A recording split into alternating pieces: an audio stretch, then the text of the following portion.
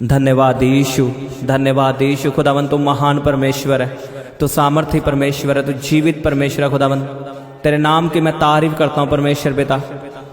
धन्यवाद यीशु आज के दिन के लिए परमेश्वर पिता, आज के सबत के दिन के लिए खुदावन तेरे नाम को हम महिमा देते हैं परमेश्वर पिता।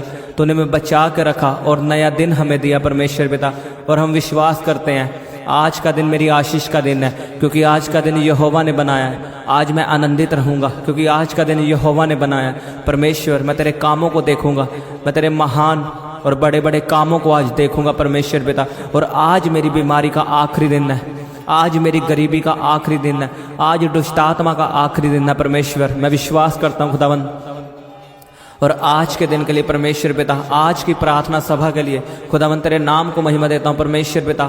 तू धन्य परमेश्वर है, तू महान परमेश्वर है, तू सामर्थी परमेश्वर है। तेरे नाम की तारीफ हो, तेरे नाम की तारीफ हो खुदावन। तेरा नाम महिमा के योग्य है परमेश्वर पिता। Hallelujah, thank you Jesus. खुदावन तू धन्य परमेश्वर है, तू अनुग्रहकारी परमेश्वर है। तूने अपने हाथों में हमें संभाल के रखा, हर एक पाप से गुनाहों से बचा के रखा, गलत लोगों से बचा के रखा, पापों से बचा के रखा, एक्सीडेंट से हमें बचा के रखा, मौत से हमें बचा के रखा परमेश्वर पिता, बीमारियों से महामारियों से हमें बचा के रखा परमेश्वर पिता। तेरे नाम को महिमा देते हैं परमेश्वर पिता। सब जन परमेश्वर के नाम को महिमा दे, उसके नाम को ऊंचा उठाओ, जोर से तालियों के साथ ऊंची आवाज में उसके नाम को महिमा दे। वो जीवित परमेश्वर है, आपकी तारीफ ऊंची होनी चाहिए। वो आपको छुड़ाने वाला परमेश्वर है, आपको चंगा करने वाला परमेश्वर है, आपको आजाद करने वाला परमेश्वर है, आपको ऊंचा करने वाला परमेश्वर है। ओ जीसस, डॉक्टर जीसस तू महान परमेश्वर है, तू डॉक्टरों का डॉक्टर है खुदावन पिता परमेश्वर। तेरे नाम की तारीफ हो, तेरे नाम की महिमा हो परमेश्वर पिता। परमेश्वर खुदावन तू महान परमेश्वर है पिता। इस समय को मैं तेरे हाथों में देता हूँ, इस प्रार्थना के समय को मैं पवित्र आत्मा के हाथों में देता हूँ। तेरा पवित्र आत्मा हमें अपने हाथों में लेकर चलाए और हमारी अगुवाई करे, और तेरे लोगों के लिए खुदावन बात करे, इन्हें छुड़ाए, इन्हें पापों से छुड़ाए, बीमारियों से निकाले। खुदावन तेरा वचन कहता है तो अपना वचन भेज के बीमारियों से आज़ाद करता है, आने वाली तबाही से बचाता है, तो अपने लोगों की ज़िंदगी को चेंज करता है। खुदावन तेरा वचन बीमारियों को काटता है। आज खुदावन तेरा वचन इनकी बीमारियों को ख़त्म करे, ये कभी सेम ना रहे परमेश्वर। आज की प्रार्थना के बाद, आज के वचन के बाद खुदावन ये सेम ना रहे, ये सेम आज वापस न जाए यीशु के सामर्थी नाम में। सब जन प्रार्थना करो। कहीं परमेश्वर अपने वचन के द्वारा मुझसे बात कर, अपनी बाइबल को लें और अपने बाइबल को उठाएं।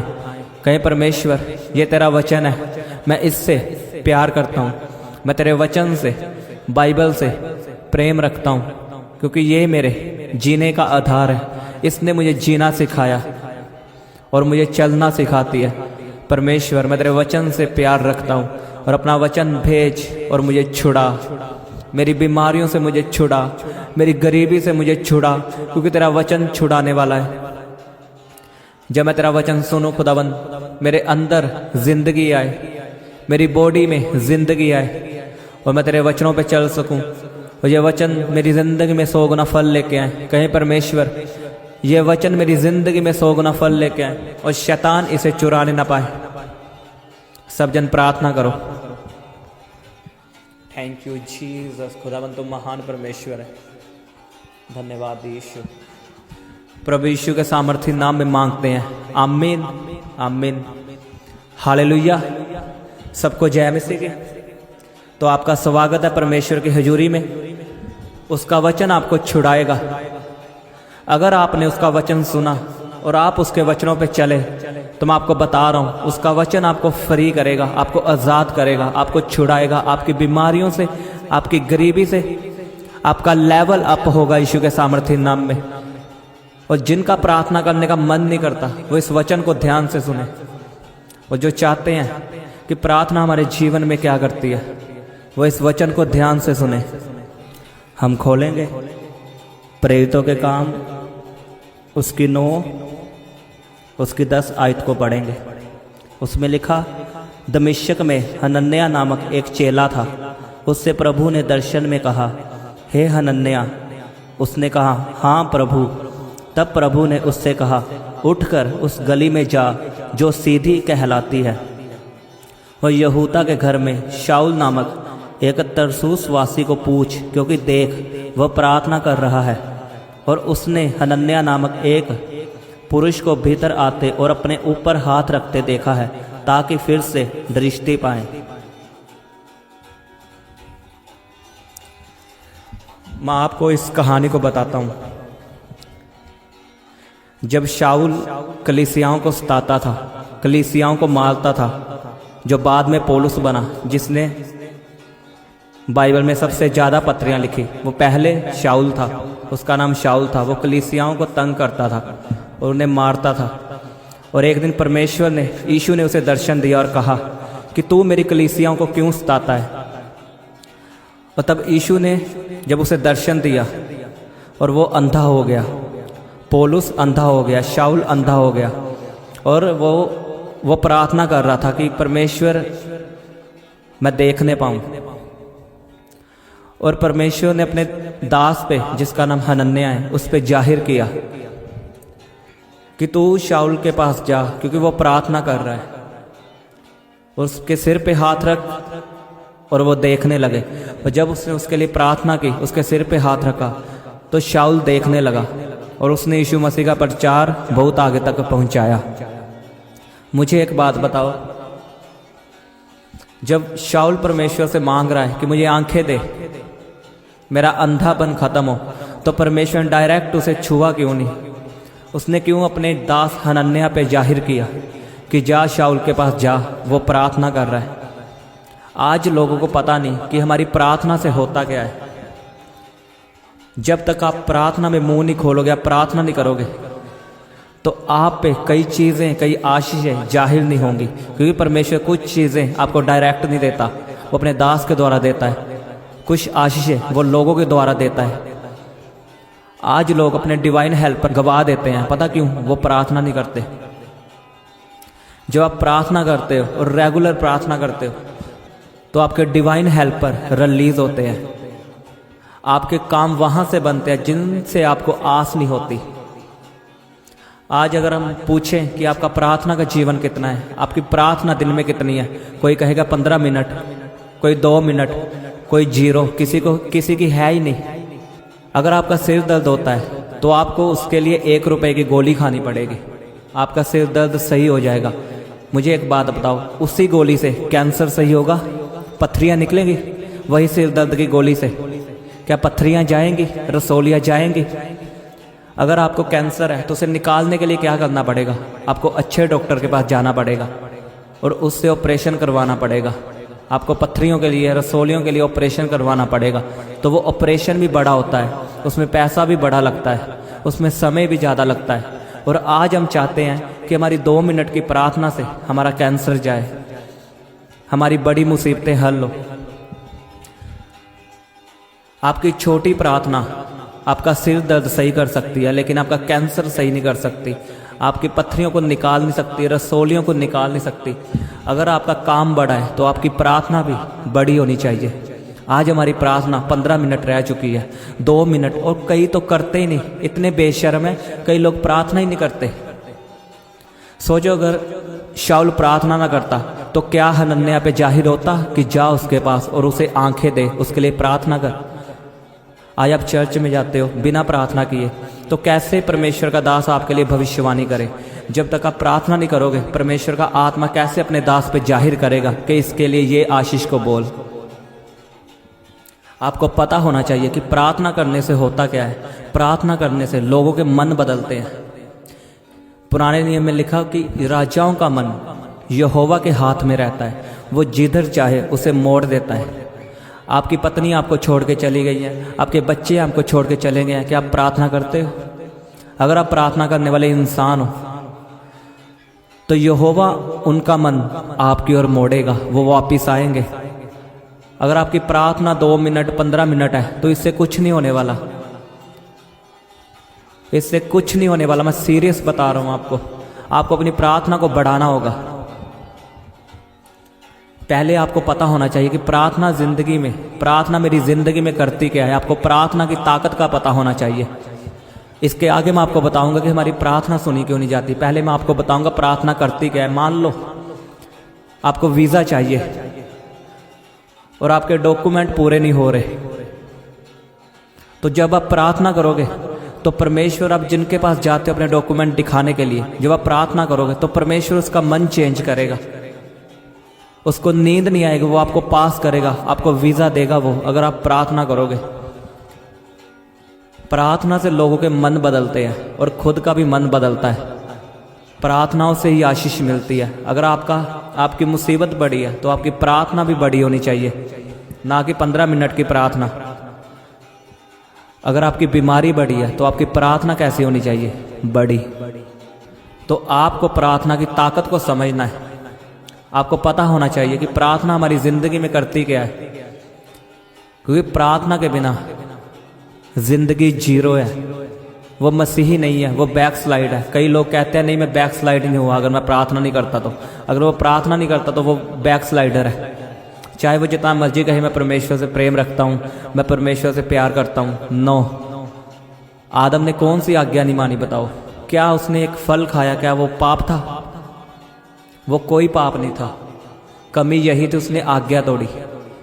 फल खा लिया कोई बात नहीं, फल खाना कोई बड़ी बात नहीं है, लेकिन उसने आज्ञा नहीं मानी परमेश्वर की। उसने परमेश्वर की आज्ञा तोड़ी। और प्रार्थना करना परमेश्वर की आज्ञा है। अगर आप आज्ञाओं को नहीं मानते तो आप कैसे विश्वासी हो? आप कैसे प्रूव कर सकते हो कि मैं परमेश्वर से प्यार रखता हूँ? और जो लोग प्रार्थना करते हैं, मैं उनको कुछ बताना चाहता हूँ, उनकी प्रार्थना क्यों नहीं सुनी जाती? जब एलिया ने प्रार्थना करनी थी, जब उसने कहा कि मैं स्वर्ग से आग मंगवाऊंगा, मैंने आपको बताया था पहले, तो उसने पहले वेदी लिखा। वेदी टूटी पड़ी थी वेदी, उसने पहले वेदी की मुरम्मत की, वेदी को सही किया। आज लोगों की वेदियां खराब हो चुकी हैं, वेदियों पे वही विचार होता है। आज वेदियां टूटी पड़ी हैं लोगों की, तो आग कैसे उतरेगी? कैसे आपकी प्रार्थना सुनी जाएगी? अगर एलिया को, जो परमेश्वर के इतना करीब रहता था, उसे वेदी को सेट करना पड़ा, उसे वेदी की मुरम्मत करनी पड़ी, तो हम और आप क्या हैं? आज हमारी जिंदगी पूरी पाप में है, और पाप से बढ़कर हम अभी भी पुराने रीति रिवाज अपने घराने में करते हैं, अपनी शादियों में करते हैं। आज भी लोग टिकटॉक से बाज नहीं आए, वहां पे हिंदी सॉन्ग लगा के अभी भी वीडियो डालते हैं। अब कैसे आपकी प्रार्थना परमेश्वर तक पहुंचेगी? अगर आप वही कामों में हो, वही काम जो पुराने काम थे। आपको इन कामों से बाहर आना होगा। आपको अपनी वेदी को सेट करना होगा, अपनी वेदी की मुरम्मत करनी होगी, अपनी जिंदगी की मुरम्मत करनी होगी। आपको पुराने काम छोड़ने होंगे। अगर आप चाहते हो मेरी जिंदगी में आग आए, मेरी प्रार्थना में ताकत आए। आज मन क्यों नहीं लगता लोगों का प्रार्थना में? यही कारण है, उनकी जिंदगी में पाप है। या तो पाप प्रार्थना खत्म करेगा, या आपकी प्रार्थना पाप को खत्म करेगी। दोनों में से एक ही काम होगा। या तो पाप आपकी प्रार्थना खत्म करेगा, या आपकी प्रार्थना पाप खत्म करेगी। इसे लिख लो अपनी कॉपी में। आज इसीलिए हमारा मन नहीं लगता। हम बैठते हैं, 2 मिनट में उठ जाते हैं प्रार्थना से, अक जाते हैं प्रार्थना से, क्योंकि हमारे जीवन में पाप है। हमारे जीवन में गर्लफ्रेंड बॉयफ्रेंड है, हमारे जीवन में भाई विचार है, नशा करके आए हैं, इसलिए हमारा दिल नहीं लगता प्रार्थना में। हमारी वेदी सेट नहीं है, और फिर रिजल्ट नहीं आता हमारी ज़िंदगी में, हमारी प्रार्थना का उत्तर नहीं आता। फिर हम निराश होते हैं और फिर परमेश्वर को कोसते हैं कि परमेश्वर तूने ये नहीं किया, वो नहीं किया। गलती हमारी है, हमारी प्रार्थना वाली ज़िंदगी ही नहीं सही। बिना वेदी की मुरम्मत किए आग कभी नहीं उतरेगी, और बिना आग के प्रार्थना कभी नहीं होगी, और बिना प्रार्थना के रिजल्ट कभी नहीं आएंगे। सच में मैं बता रहा हूं, कभी नहीं आएंगे रिजल्ट, क्योंकि बिना प्रार्थना के हमारी जिंदगी अधूरी है। हम ना तो परमेश्वर के वचनों पे चल सकते बिना प्रार्थना के, और ना उससे आशीषों को ले सकते। मैंने आपको बताया था ना कि परमेश्वर कौन सा काम नहीं कर सकता? वो सभी काम कर सकता, लेकिन एक काम है जो वो कभी नहीं करेगा और ना ही कर सकता। वो अपने वचन से बाहर कभी नहीं आ सकता।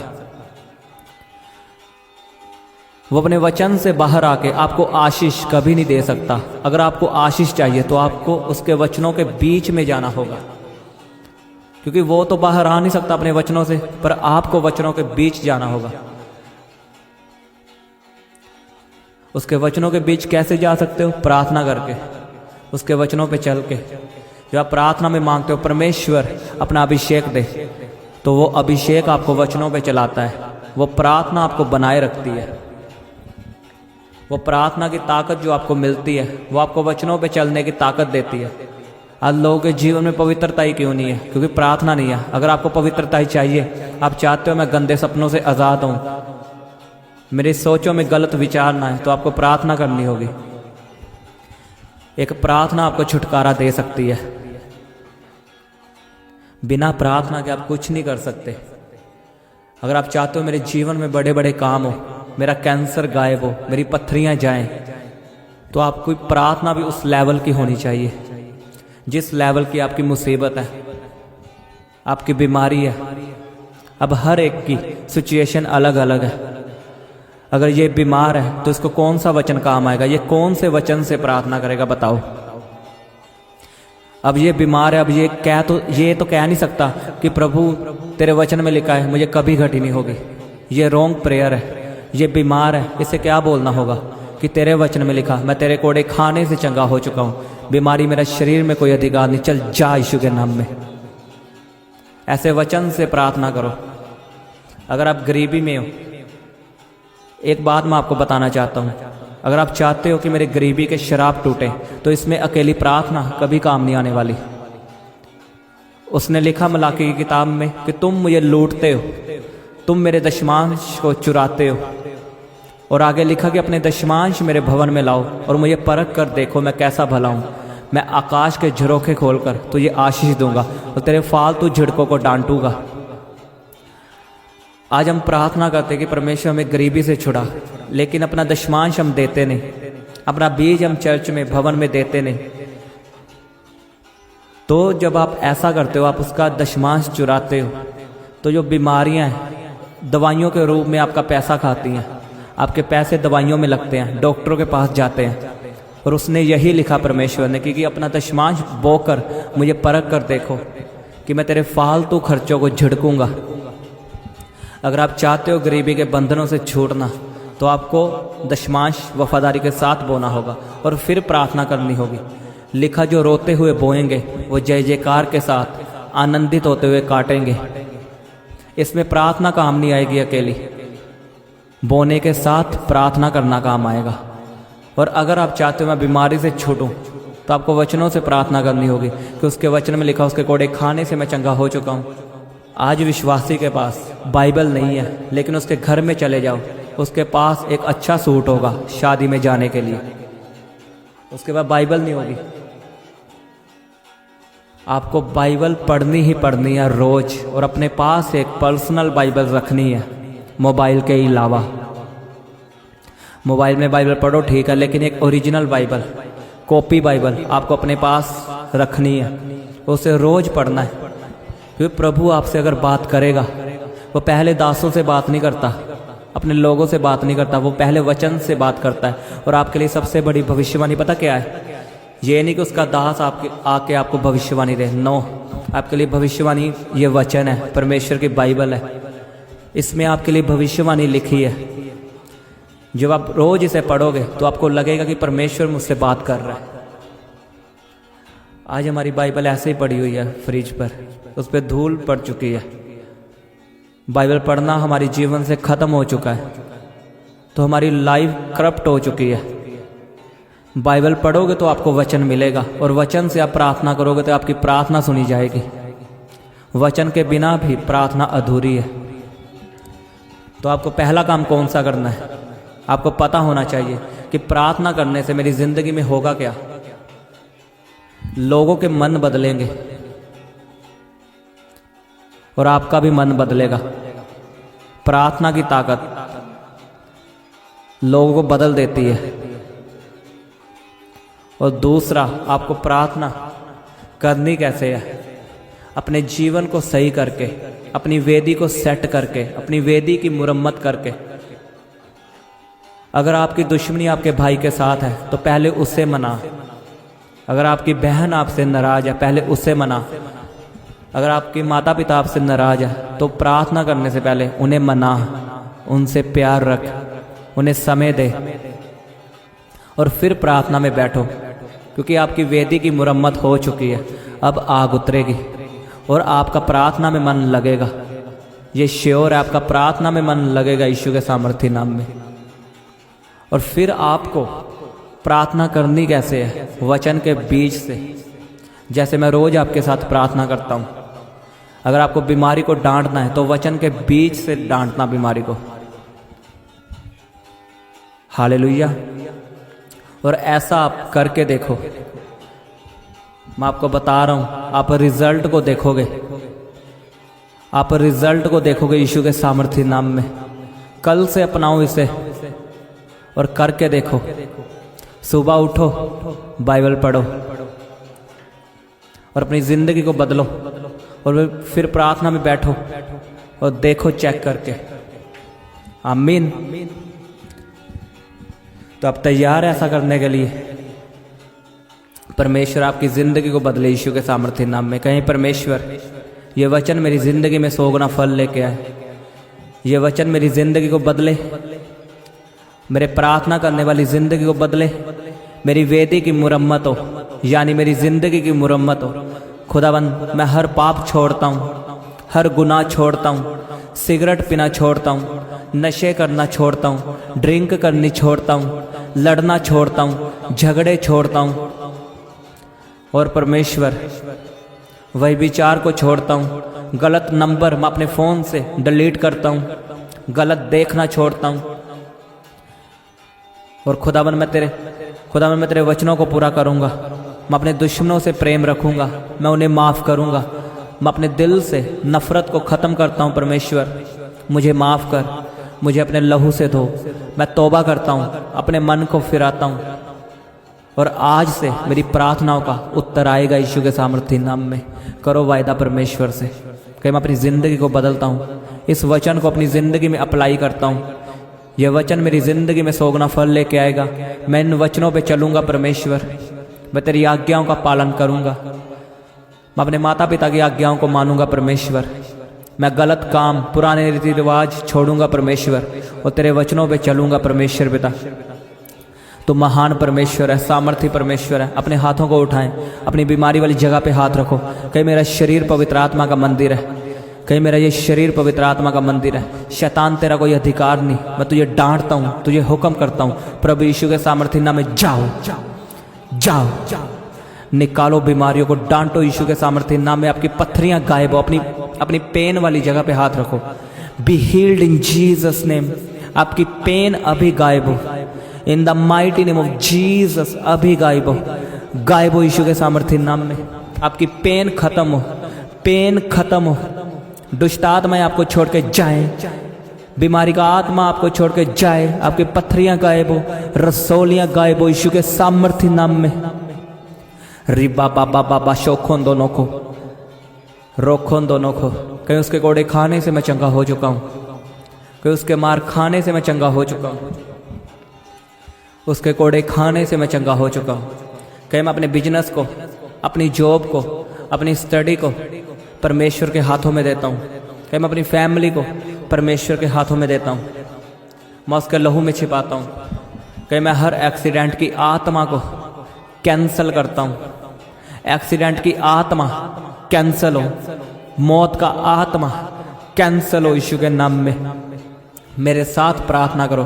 कहीं बीमारी मेरा हिस्सा नहीं है, एक्सीडेंट मेरा हिस्सा नहीं है, अनटाइमली डेथ मेरा हिस्सा नहीं है। मैं हर गंदी आत्मा को अपने जीवन से निकालता हूँ, गंदे विचारों को। खुदावन तेरा लहू मेरी सोचों पे लगे, मेरी आंखों पे लगे। मुझे पवित्रताई से भरा हुआ जीवन दे परमेश्वर। मुझे प्रार्थना करने वाला जीवन दे। मेरी वेदी की मुरम्मत कर। ओ जीसस, कहो मेरी वेदी की मुरम्मत कर, मेरी जिंदगी की मुरम्मत कर, मेरी जिंदगी को सुधार परमेश्वर। री बाबा बाबा शौखों दोनों को परमेश्वर अपना अभिषेक मुझे दे। अपनी पवित्र आत्मा से मुझे परिपूर्ण कर, मुझे अपनी पवित्र आत्मा से भर। मैं तेरी पवित्रताई में चलूं परमेश्वर, पाप से दूर रहूं खुदावन। Thank you Jesus. खुदावन तू महान परमेश्वर है, तू सामर्थ्य परमेश्वर है। मैं आपके लिए प्रार्थना करता हूं। खुदावंद आपके बिजनेस को शैतान के हाथों से छुड़ाए। कहीं मैं अपने बिजनेस को शैतान के हाथों से छुड़ाता हूँ। मैं अपनी जॉब को शैतान के हाथों से छुड़ाता हूँ। मैं अपने पैसों को शैतान के हाथों से छुड़ाता हूँ। परमेश्वर आपके पैसों में बरकत दे। परमेश्वर आपके पैसों में बरकत दे। आपके बैंक बैलेंस ब्लेस्ड हो यीशु के सामर्थ्य नाम में। आप गुड न्यूज़ को सुनोगे यीशु के सामर्थ्य नाम में। मैं आपके कानों को अभिषेक करता हूँ, आप गुड न्यूज़ को सुनने वाले हो। इन जीसस नेम तारीफ करो उसकी, महिमा दो उसके नाम को। उसने आपको आशीषित किया है, आपको भला चंगा किया उसने। जोर से उसके नाम को महिमा दे। कहें परमेश्वर तू भला परमेश्वर है, तू महान परमेश्वर है, तू सामर्थ्य परमेश्वर है। खुदाबंद तेरे नाम की तारीफ हो। इन आशीषों के लिए तेरे नाम को महिमा देते हैं परमेश्वर। और इन आशीषों को, इन भविष्यवाणियों को, इस प्रार्थना को हम अपनी ज़िंदगी में ग्रहण करते हैं। ये मेरे लिए है, मेरी फैमिली के लिए है, मेरे बच्चों के लिए है, मेरे बिजनेस के लिए है। ओ जीसस खुदाबंद तू महान परमेश्वर है। तेरे नाम की तारीफ हो खुदाबंद। तो सदा हमारी प्रार्थनाओं को सुनने वाला परमेश्वर है और हाँ और आमीन में उत्तर देने वाला परमेश्वर है। धन्यवाद यीशु। प्रभु यीशु के सामर्थ्य नाम में मांगते हैं, आमीन। आप हमारे Instagram page fire prayer warrior को लाइक, शेयर, फॉलो कर सकते हैं। यहाँ पर आपके लिए लाइव आकर प्रार्थना की जाएगी। और आप हमारे दूसरे इंस्टाग्राम पेज यीशु दे दीवाने को लाइक, शेयर और फॉलो कर सकते हैं। यहाँ पर आपको परमेश्वर के वचनों के बारे में समझाया जाएगा।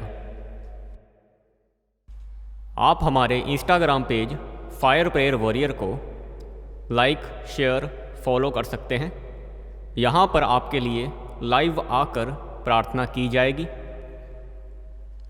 और आप हमारे दूसरे इंस्टाग्राम पेज यीशु दे दीवाने को लाइक, शेयर और फॉलो कर सकते हैं। यहाँ पर आपको परमेश्वर के वचनों के बारे में समझाया जाएगा।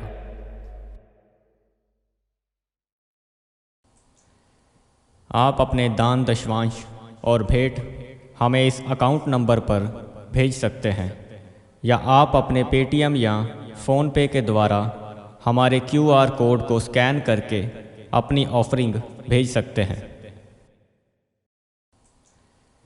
आप अपने दान, दशवांश और भेंट हमें इस अकाउंट नंबर पर भेज सकते हैं, या आप अपने पेटीएम या फ़ोनपे के द्वारा हमारे QR कोड को स्कैन करके अपनी ऑफरिंग भेज सकते हैं। आप अपनी प्रेयर रिक्वेस्ट इस व्हाट्सएप नंबर पर हमें भेज सकते हैं। आप हमें फ़ोटो, नाम और अपनी प्रॉब्लम लिखकर इस व्हाट्सएप नंबर पर हमें भेज सकते हैं। हम आपके लिए निरंतर प्रार्थना में रहते हैं। आप हमारे साथ सुबह 4 बजे और शाम 5 बजे प्रार्थना में जुड़ सकते हैं। आप हमारे पेज यीशु दे दीवाने को फेसबुक और इंस्टाग्राम पर फॉलो कर सकते हैं।